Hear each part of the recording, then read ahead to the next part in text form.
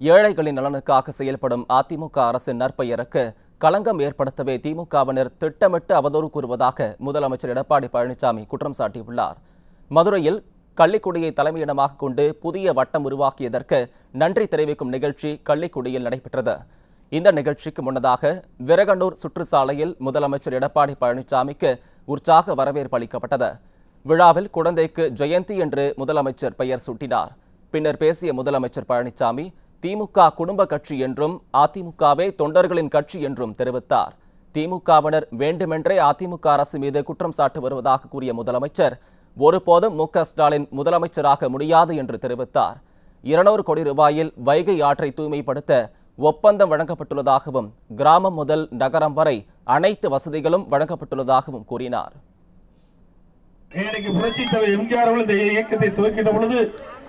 மக்களுடைய தேவைகளை பூர்த்தி செய்வதற்காக இயக்கத்தை துவக்கினார்கள். புரட்சித் தலைவர் அம்மாவில் அதை கட்டி காத்தார்கள். இருவரும் தலைவரை இந்த ஆட்சி சிறப்பாக பீடியனை போட்டுக் கொண்டிருக்கின்றது.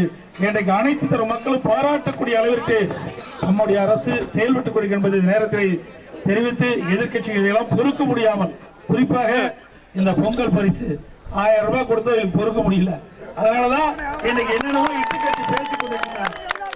இது ஏழைகளுடைய அரசு. ஏழை மக்களுக்கு என்ன தேவையோ அதை செய்கின்ற அரசு அம்மாவுடைய அரசு. இருவரும் தலைவர்கள் ஏழைகளை காப்பாற்றினார்கள். அவர்களுக்காக திட்டத்தை வகுத்தார்கள். அந்த திட்டம் அனைத்து இல்லங்களுக்கும் போய் சேர்கின்ற அளவுக்கு அதை நடைமுறைப்படுத்தி காட்டினார்கள்.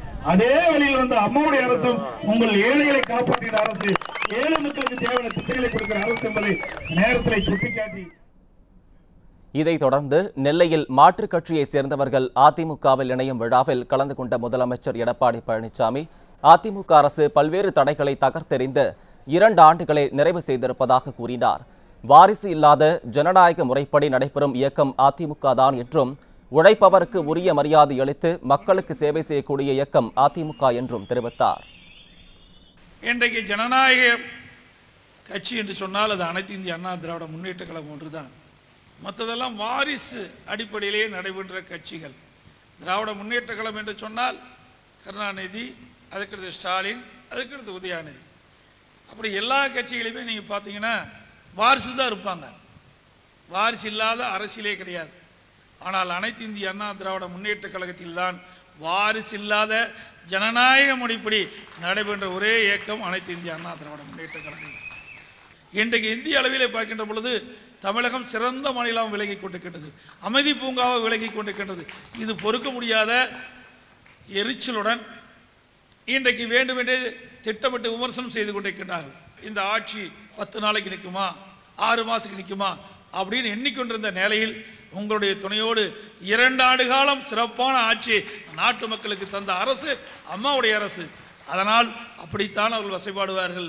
ஆகவே அவர்களெல்லாம் பொருட்படுத்தாமல் இருவரும் தலைவருடைய வழியிலே நின்று அவர் செய்த சேவைகளை நாம் தொடர்ந்து செய்து நாட்டு மக்களுக்கு எண்ணற்ற திட்டங்களை அம்மாவுடைய அரசு என்னென்றைக்கும் செய்து கொண்டிருக்கும் என்ற நேரத்தில் தெரிவித்து தேமுதிக, காங்கிரஸ், அமமுக கட்சியிலிருந்து விலகி இன்றைய தினம் அனைத்து இந்திய அண்ணா திராவிட முன்னேற்ற கழகத்தில் தங்களை இணைத்து கொண்ட அத்தனை நல்ல உள்ளங்களையும் வரவேற்கின்றேன்.